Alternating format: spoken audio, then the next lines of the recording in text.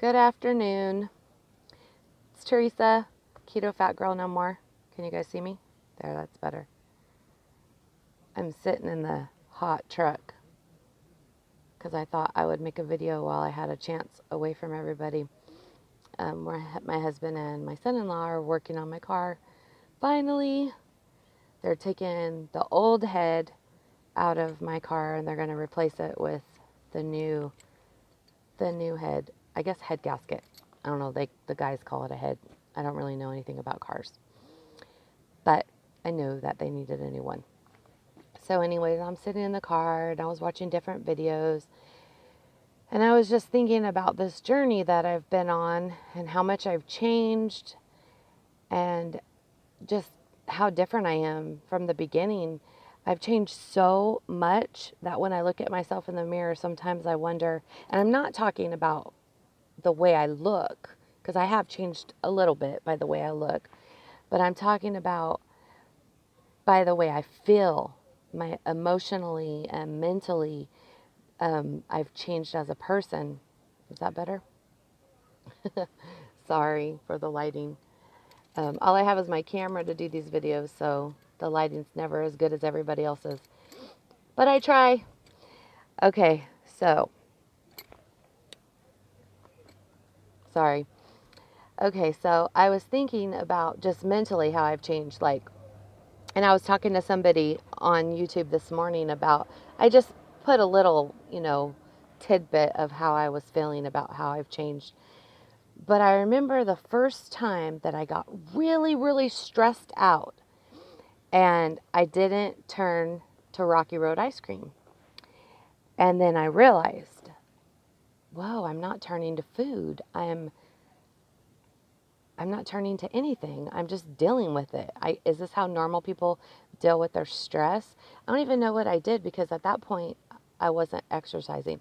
I started exercising in the beginning and it seems like hold on a second. Sorry. My husband walked up and he wanted to open the doors for me so I wouldn't be hot. He's over there working on my car in this heat. It's probably 94, 95 degrees outside. I live in Southern California.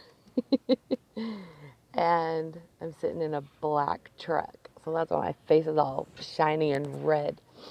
Anyways, okay, back to the stress. So I want to say that the first time that I noticed that I didn't go to food when I got stressed out, that was the first time that I realized that there was a major change in my life, a major change in me as a person. I don't know, it was a breakthrough for me, I want to say. A lot of people when they go on diets, and I've been on a lot of diets, and this is the first diet that I could actually say that it took, I want to say the first 3.5, 4 months on this diet or way of eating, because I don't even really call it a diet anymore because I know I'm going to eat this way for the rest of my life. But I want to say that it was just a mental game, and I had to overcome so many things mentally. And once I overcame those things, that's when I no longer had cravings or desires to eat bad things. I mean, I've been to parties, I've had Christmas, I've had Thanksgiving, I've had Easter, I've had birthday parties, I've had all kinds of times when I could have messed up and I could have ate something bad and I didn't do it. And then there's been a lot of stressful stuff going on in my life and I could easily turn to bad foods, and I just don't think to do it anymore. I've changed so much. This diet has done, or this way of eating has done so much for me. But it's not just this way of eating, it's also the keto community. And I've said this in other videos, but you ladies have helped me so much because I didn't have the support and I'm sure other people don't have support, but you know how some people will start a diet and maybe their sister will start it with them or their husband or whatever. I was on my own when I started my diet. My mom was dieting too, but my mom lives like 30 minutes away and we talk on the phone almost every day, and I was doing a different diet than she was doing. She was just doing low carb, and I started out doing low carb, and then I switched over to keto. So it just wasn't the same. I didn't have anybody to exercise with. I didn't have anybody to cook the food for besides myself. I just was doing it on my own. But I just wanted to lose weight so bad that I just did it. And I had to overcome so many things. And there were times when I realized that there are issues in my past that came up again. And I realized that the way I was suppressing those issues, those things that happened to me, those hurts, um, bitterness, maybe, unforgiveness, just different things like that. I was keeping it all down by eating food. I allowed myself to get that fat, 256 pounds.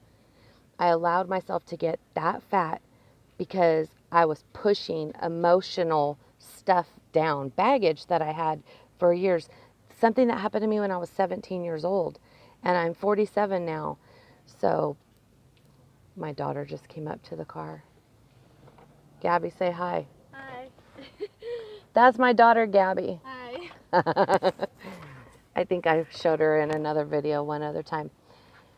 But anyways, I was wondering if others that watch my channel, if you guys dealt with emotional things, if you guys realized that you allowed yourself to get big because of hurts and things that happened to you in your past.